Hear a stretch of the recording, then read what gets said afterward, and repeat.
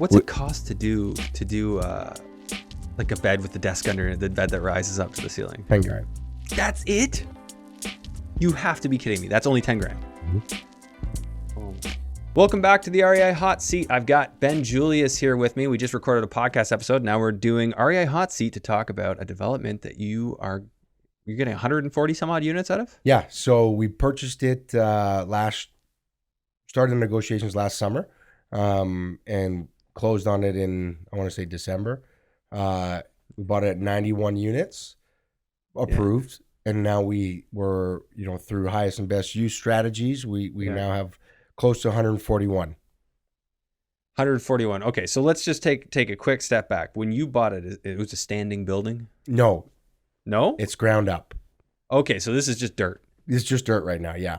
Okay. That's an interesting strategy. Like I don't really hear developers say that much. Like it was approved for 91. Mm-hmm. Meaning what? The zoning was there? Zoning was there. So they had it rezoned to go 10 stories. Yeah. And their architect at the time developed a floor plan that yielded 91 units in one commercial. Okay. So they listed it for sale on it was off market. Off market. Okay. So somebody brought it to you. Yeah. Okay. So what did you buy that for? 6.5. 6.5 mil? And you figure you'll get, I guess we'll have to look at kind of a revenue number. What is the revenue number of this project if you sell the whole thing? So if we sold the whole thing, we're probably looking at about close to $80 million revenue. 80 million. With parking, about 82. I'll just call it 80 for simplicity. So is that 80 million after realtor fees?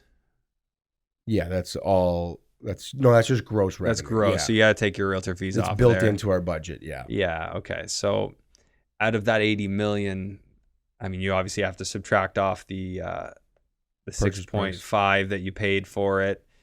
And then you're going to have a bunch of other things. Like you're going to obviously have and this is assuming you built it. Yes. And to build it, do you have a figure on what that construction would be? 42. So let's go. So we got purchase at 65, and then we're going to do build at 42 million. Got to count my zeros. Yeah. And then, okay, so what about carrying costs and then also your development costs? Call it 10. 10,000 or 10 million for all that? Yeah. That's your realtor fees. That's all of our soft costs. Realtor and soft. Okay.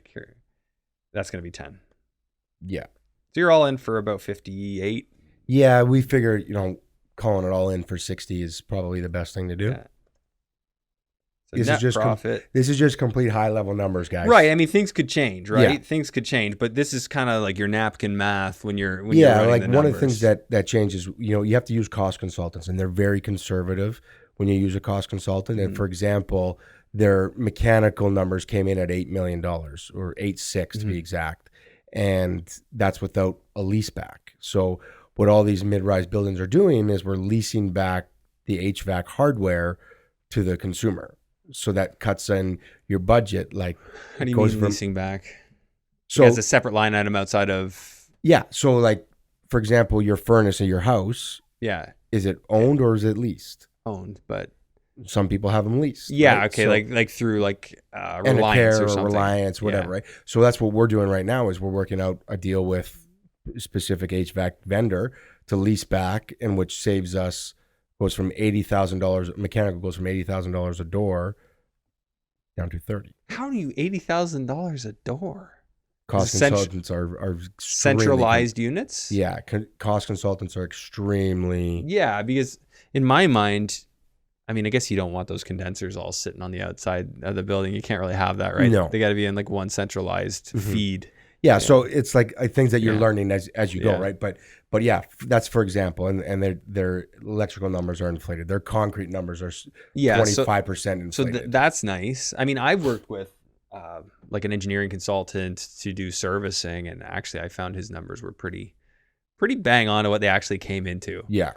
Some things he was under on, but it depends on who they're giving it for, because if they're doing it for the municipality because the municipality wants to take security, Yeah. then you undershoot. And Yeah, then yeah. when you're doing it for tender and stuff, you kind of get it right on. So our construction managers are in the process of, on another project that's very similar, getting tenders. So our numbers are starting to become very, very concrete now because we're knowing what the market's So when you're getting us. the tenders, now you're starting to see it's a little bit better than what you were thinking. Like we've probably shaved $7 million off our budget already. So this 21 could go up to, much more profit. Well, but it also could go lower if you carry it longer. That's right.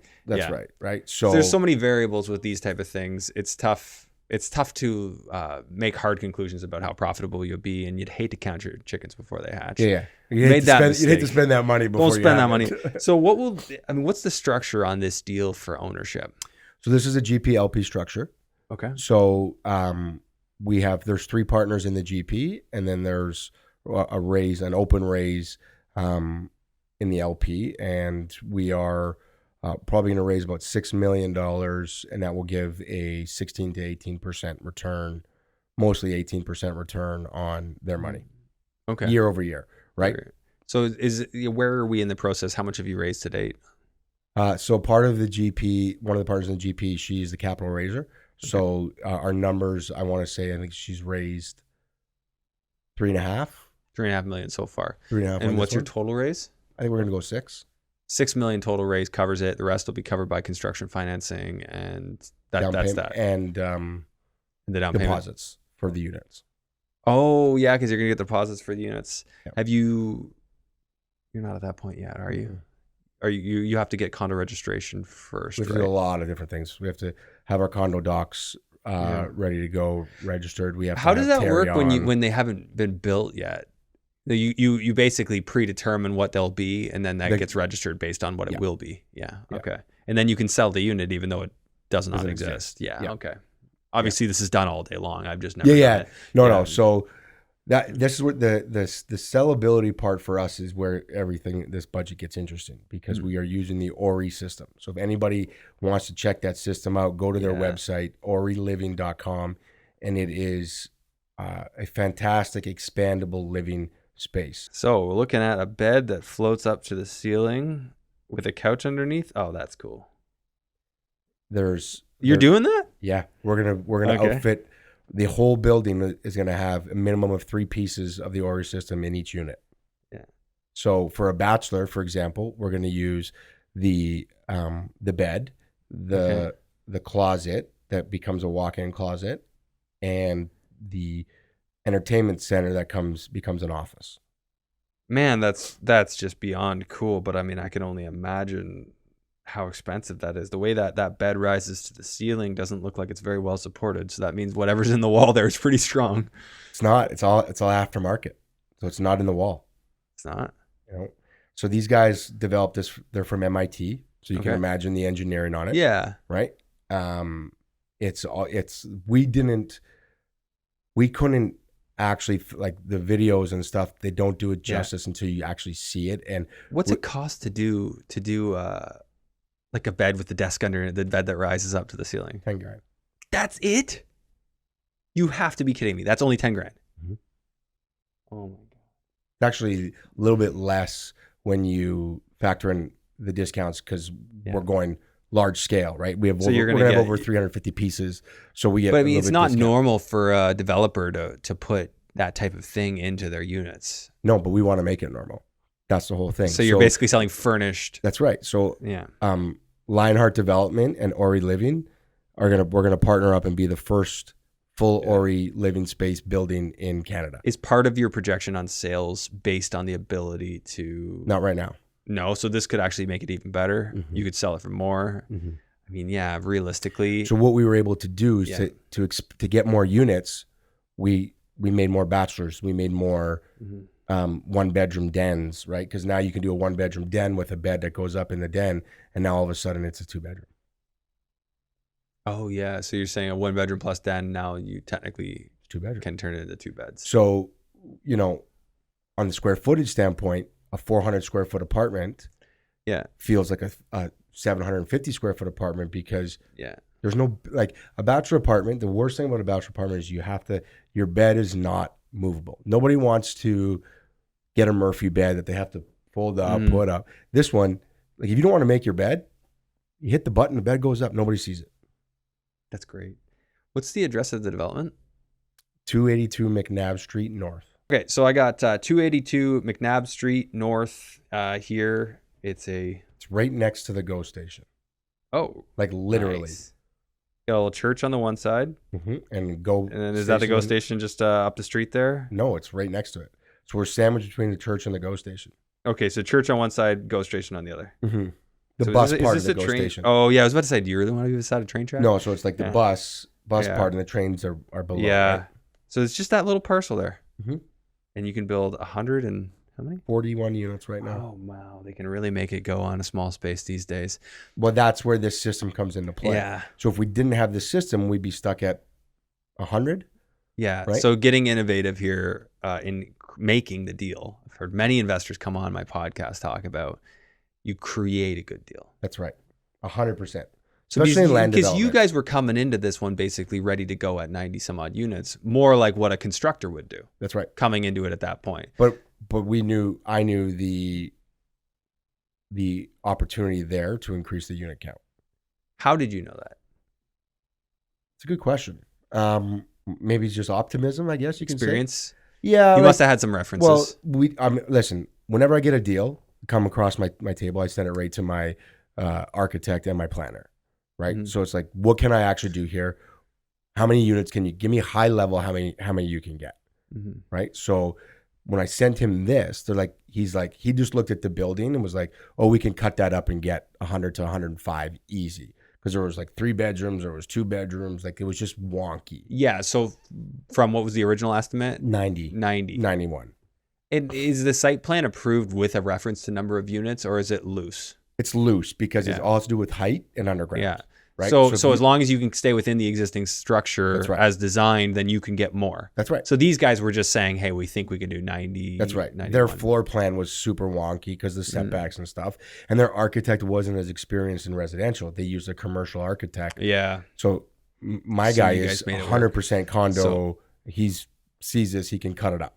So give the people a high level of what your planning costs are on their own. Like, what are you going to pay that architect and planner? Is it going to be a couple $100,000 before you're done? I think like for the amount of revisions that you have to do working with the city of Hamilton, you have to have $100,000 for your architect minimum.